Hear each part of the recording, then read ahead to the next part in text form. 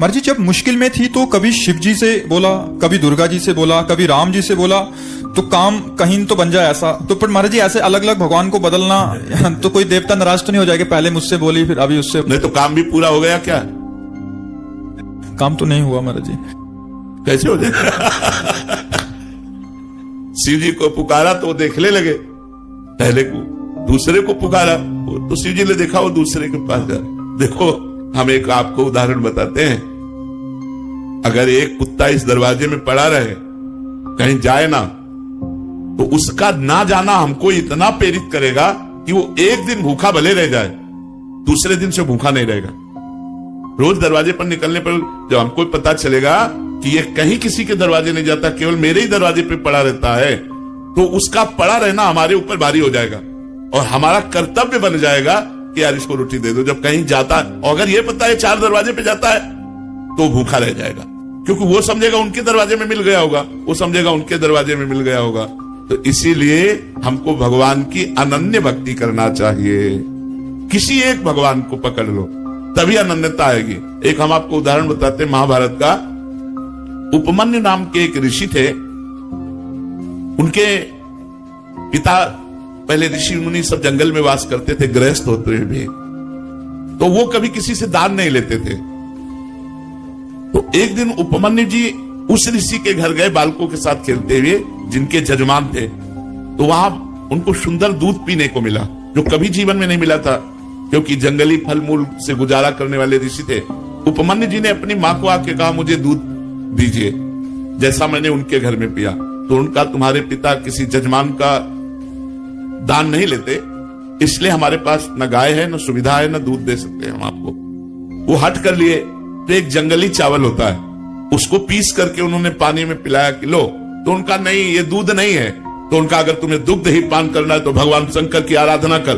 बड़े आवेश में कहा, और जो चाहेगा तुझे प्राप्त होगा। तो उनका मां फिर मुझे आराधना का नियम बताओ। तो उन्होंने नियम बताया और पंचाक्षरी मंत्र उनको दिया। वो 10,000 वर्ष तक दाहिने पैर के अंगूठे केवल खड़े होकर पंचाक्षरी मंत्र हाथ उठा के जपते रहे 10,000 वर्ष तक। भगवान शिव प्रसन्न हो गए। बहुत वैसे तो आशुतोष है और नरदादी बड़े शीघ्र प्रसन्न होने वाले। अब उन्होंने परीक्षा ली, इष्ट परीक्षा भी लेता है, उन्होंने परीक्षा ली। वो देवराज इंद्र बन गए और नंदिकेश्वर एरावत हाथी बन गए, और जितने शिव पार्षद थे वो सब देवता बन गए, और अंबा जी भगवती पार्वती जी इंद्राणी बन गए। और उनका वरम ब्रू, नेत्र खोलो और वरदान मांगो। उन्होंने नेत्र खोला, देखा ये तो देवराज इंद्र का समाज, उनका जो तुम्हारी इच्छा वो मांग लो। तो उन्होंने प्रणाम किया और कहा देवराज इंद्र और समस्त देव समाज आपके चरणों में प्रणाम है, पर आप जाइए, मुझे आपसे नहीं चाहिए, मुझे भगवान शिव से चाहिए। चूंकि भगवान शिव ही थे तो उपहास करने लगे। तो उनका सावधान, मैंने ना आपको बुलाया है, न मैंने आपसे मांगा है, आप स्वयं आए हो तो हम आपको नमस्कार करके वापस भेज रहे हैं। पर यदि आप हमारे इष्ट की निंदा करेंगे तो आप ऐसा न समझिए, हमारे इष्ट के मंत्र में इतनी ताकत है कि मैं एरावत सहित तुम्हें अभी भस्म कर दूंगा। अब चूंकि भगवान शिव थे तो डरने वाले तो थे नहीं, फिर उपहास करने लगे शिव का। तो एक अघोर मंत्र है भगवान शिव का।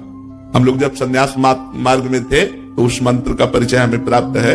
अगर ये सिद्ध हो जाए तो जो चाहे वो सो कर सकता है। तो उन्होंने तुरंत हाथ में जल लिया। जो ही अघोर मंत्र का संधान किया तो नंदिकेश्वर प्रकट हो गए, उस जल को रोक लिया और कहा इष्ट मंत्र से इष्ट पर प्रहार करते हो।